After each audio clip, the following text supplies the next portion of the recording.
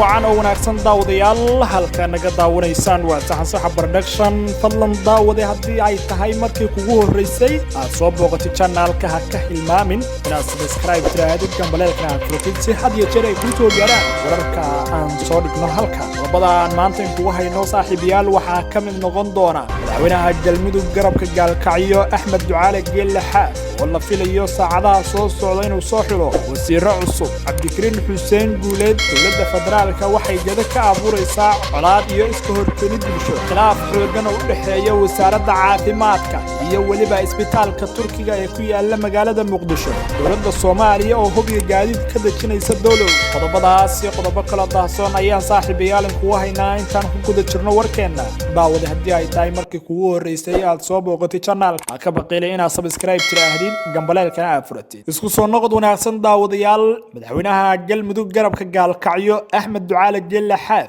ayaa la filayaa inuu soo xulo wasiiro cusub oo yeelanayo maamulkiisa kadib markii uu ku dhawaaqay in maamulka galmudug uu u soo guuray magaalada gaalkacyo ee xarunta gobolka mudug iyadoo maalmo ka hor caasimada galmudug ee Dusmareeb ay doorasho ka dhacday halkaasna lagu doortay madaxweyne Axmed Cabdi Kaariyo Qoorqoor waxaana sidoo kale ka jira isla Dusmareeb Sheekh Maxamed Shaakir Cali Xasan oo isagu laftiisa sheegtay in uu yahay madaxweynaha galmudug iyadoo khilaafyo xooggan ay ka jiraan dowladda federaalka iyo maamul goboleedka galmudug waxaana la filayaa in saacadaha soo socda Axmed Ducaale Geelle Xaaf madaxweynaha galmudug ee garabka gaalkacyo uu ku dhawaaqo wasiiro cusub uu yeelanayo maamulkiisa madaxweynihii hore ee galmudug Cabdikariin Xuseen Guuleed ayaa ka hadlay dhaqdhaqaaqa ciidan ee haatan ka socda gobolka Gado Cabdikariin Xuseen Guuleed oo bartiisa Facebook ku soo qoray waxa uu sheegay in dowladda Soomaaliya ay Gado ka abuurayso colaad iyo iska horkeenid bulsho taas uu sheegay in ay qalqal gelinayso ammaanka Gado sidoo kale Cabdikariin Xuseen Guuleed waxa uu dowladda federaalka Soomaaliya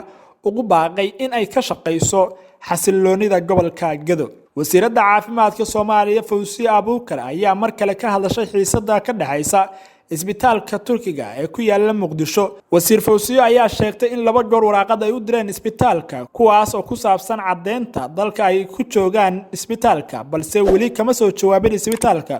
waxa ay sheegtay wasiiradda caafimaadka in maalmaha soo socda gabi ahaan albaabada la iskugu dhifan doono isbitaalka Turkiga ee ku yaala Muqdisho hadii uu soo cadeen sharciyada dalka ay ku joogaan maalmihii u dambeysay ayaa si weyn looga dareemayay magaalada Muqdisho khilaafka u dhaxeeya isbitaalka iyo waliba wasaaradda caafimaadka dowladda federaalka Soomaaliya waxayna maanta hadalkeeda wasiiradda caafimaadka ku soo gabagabeysay in maalmaha soo socda albaabada la iskugu laabi doono isbitaalkaasi dowladda Soomaaliya ayaa hub iyo gaadiid ka dajisay dowlad diyaarado sida gaadiid dagaal iyo hub ayaa ka soo degay gobolka Gado ila wareedyo lagu kalsoon yahay ayaa sheegay in diyaarado ka soo ambabaxay garoonka aadan cadde ee magaalada Muqdisho ay soo gaareen gobolka Gado waxaana la sheegayaa in baadi goob ay ugu jiraan wasiirka amniga Jubbaland Cabdirashiid Janan oo maalmo ka hor ka soo baxsaday xabsiga dowladda federaalka Soomaaliya iyadoo dowladda Soomaaliya ay maalinkii shalay ahayd waraaqad caalami ah ay ka soo saartay baadi goob ay ugu jirto wasiirka amniga Jubbaland Cabdirashiid Janan guud ahaan wanaag intaas daawadayaal